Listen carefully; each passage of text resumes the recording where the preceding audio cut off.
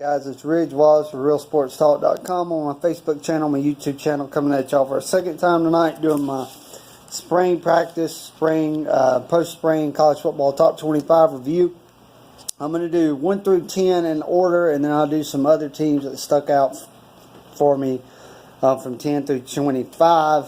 If you have a question about a team or a team that I left out, subscribe, drop a comment, and I'll kind of give you some info on where that team landed, or answer some questions for whoever has questions about where their team landed.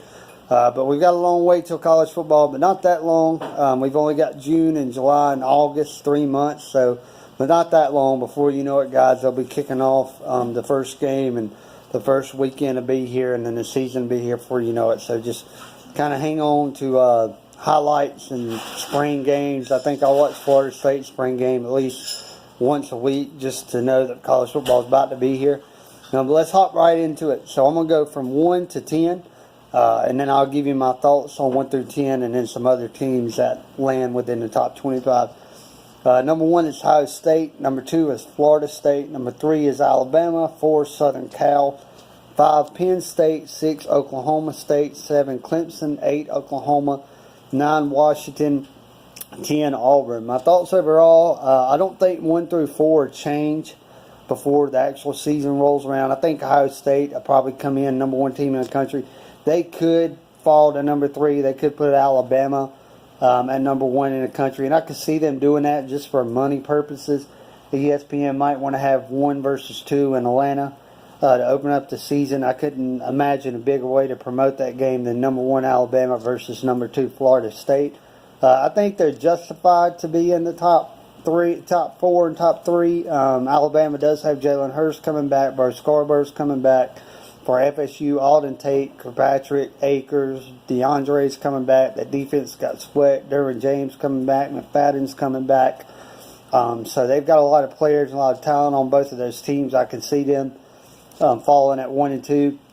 Ohio State, they may stay at 1. They may fall down to 3. They've got J.T. Barrett coming back, so that's kind of big for them. Southern Cal, I think that's everybody's darling. Everybody kind of fell in love with the Trojans at the end of the year, and with Sam Darnold coming back, their top 4 teams. So my thoughts on the top 4, I think all 4 of them are top 4. I think a lot of people think that's how the end of the season is going to come to, with those 4 teams being in the playoff. Number 5, Penn State. They've got a lot coming back. They were a young team last year. That Rose Bowl game that they played with Southern Cal is probably one of the best Rose Bowl games in history. So they've got a lot coming back. So they deserve to be at number 5. Number 6, Oklahoma State. I'm kind of iffy about that. I don't really follow the Big 12. You don't get a lot of Big 12 games here in the South. So I'm not really sure why they're at number 6, but I don't think they're the 6th best team in the country. Number 7, Clemson Tigers. I don't think that's a little high. I don't think that's a little low. I think that's kind of perfect for the Tigers. They have a lot coming back defensively. They lost some key players, but I don't think they deserve to be out of the top 10. I think number 7 fits for them. Number 8, Oklahoma, a team that kind of was hot and cold last year. In the Big 12. They should be back this year, so I like them at number 8. Number 9, Washington. I think that's really low for Washington. They have a lot coming back. They did lose John Ross, but they have Jake Browning coming back, so I kind of expected them to be a little bit higher than 9. Number 10, Auburn. That's everybody's darling in the SEC. They have a lot coming back. I think they're going to be a team to be reckoned with in the SEC. They could possibly upset Clemson, so they're good at number 10.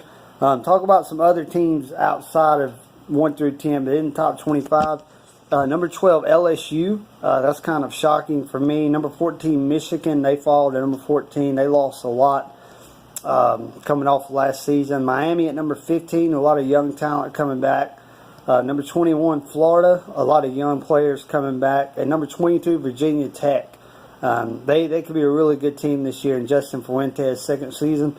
So that's my thoughts overall, guys, on the top 25. I like 1 through 10. I think you've got a lot of interesting matchups. You're going to have number 14 versus number 21 in the first week of the season. You're going to have week 2, number 7 versus number 10. Week 1, you're going to have number 1 versus number 2 versus number 3, possibly 1 versus 2.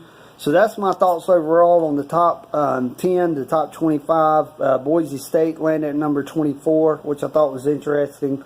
Washington State landed at number 25. They've got a good bit coming back on. They had a great year last year.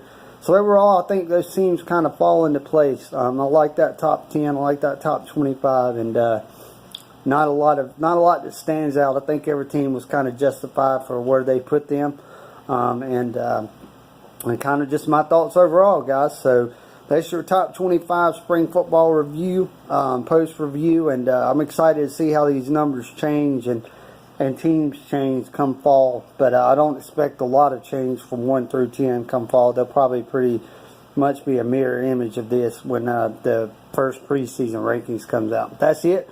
If there's a team I left out, or there's a team you're crazy about and you got questions about, subscribe, comment, and we'll talk that specific team, or whether they're not, or whether they are not in the top 25. But until then, I'll talk to you guys soon.